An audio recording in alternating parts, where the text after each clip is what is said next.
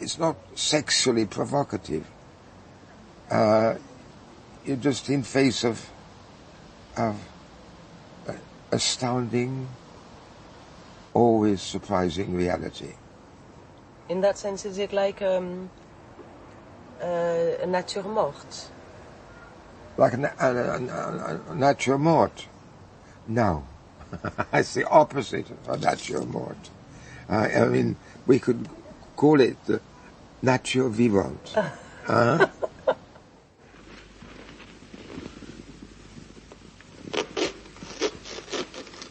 This is the first of 4 programs in which I want to question some of the assumptions usually made about the tradition of European painting.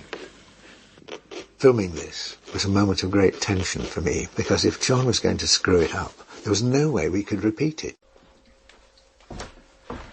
Well, this is where a lot of my old films and all the stuff including I think, the original film cans containing the cutting copy of Ways of Seeing.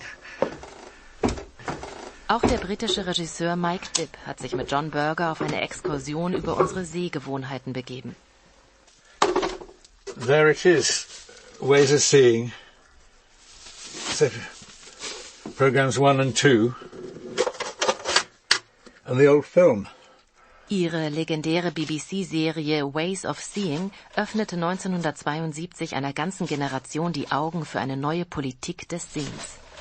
I think the first idea he had was to use an archetypal European painting as a point of departure and deconstruct the concept of national heritage. What did national heritage mean? When we talked about national heritage, when we really were talking about the private wealth of enormous landowners.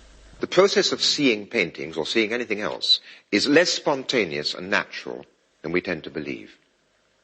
A large part of seeing depends upon habit and convention.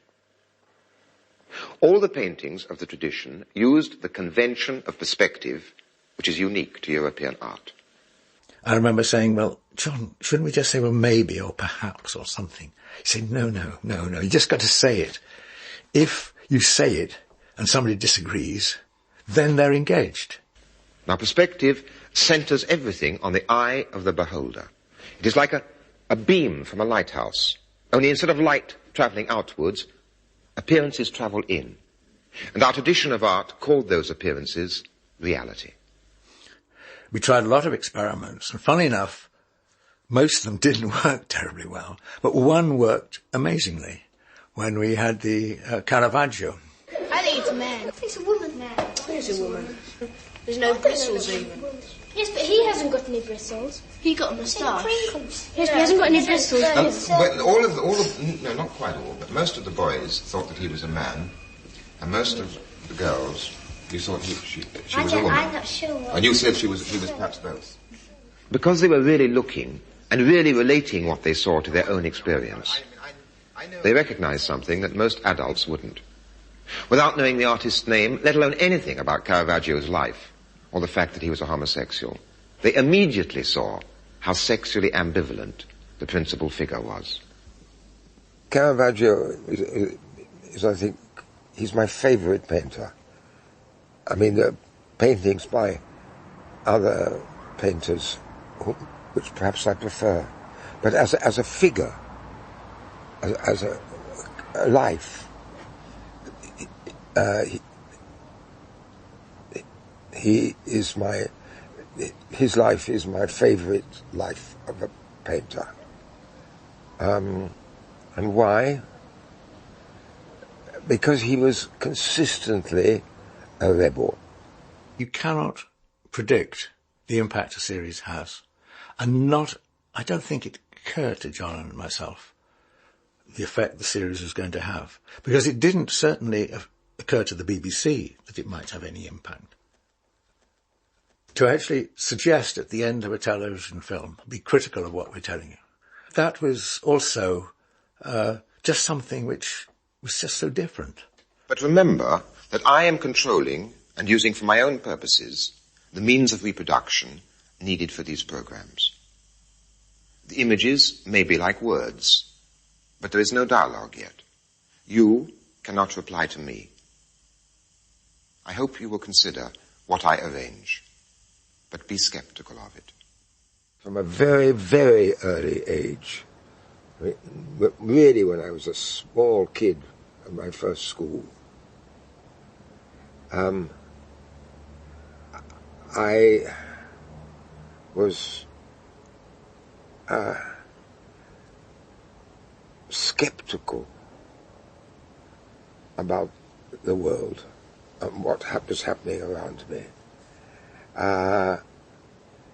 And so I became a conspirator against it. And then, now, I think as soon as I'm really in contact with somebody, whether I know them very well and love them, or whether it's a stranger, if there is that common feeling, I treat them as a fellow conspirator. As an accomplice, complicity. An accomplice, and with a wink. Come on. I propose a conspiracy of orphans. We exchange winks. We reject hierarchies, all hierarchies. We take the shit of the world for granted. And we exchange stories about ways in which we nevertheless get by. We are impertinent. Yes, we are impertinent. And I guess that I approach and chat up viewers and readers in the same way, as if you too were orphans. Get what I mean? I said to him, I knocked the ball to him, and I said, well, how can we start? How should we start? And then he said to me, the bang with the ball came back, and he said, why didn't you just send me a colour? I said, okay, great. And but then of course I put the phone down and thought, well, what's he talking about? How am I going to do that? Send him a colour. I mean, would I send him some powder? I don't know, some coloured powder. What would I do? Auch der Maler, Verleger und Kameramann John Christie ist einer von Burgers langjährigen Komplizen. Gemeinsam haben sie unter anderem über Farben nachgedacht und daraus ein Buch gemacht. I Sent You This Cadmium Red. So here we have the very first letter I sent. Yesterday I went to a funeral, someone I didn't really know very well. And during the service, before the cremation, I was looking at the flowers. But when I got home, I was still thinking about these flowers, and I thought I posed myself a problem to try and find the red colour, which I liked very much. I tried to identify it, and I went to my watercolour box.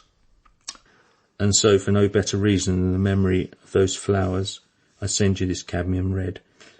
And then very soon I got a letter back from him. Red is not usually an innocent colour. But the red you sent me is. Yeah, it's the red of childhood. A pretend red. Or, if you like, the red of young eyelids shut tight. It's like the colour when you're a kid, when you shut your eyes and look up at the sky. And it's that colour, that red colour with the blood in your eyelids. And I thought, gosh, that's amazing. And then, of course, we went on from that, where we making these different letters and replies. We didn't start off with a proper list, a list of colours. These are the ones we're going to do. They're very much colours that presented themselves to us. It was John's question to do with Genevieve being pregnant. What colour would you see inside her? And so the colour I worked out or thought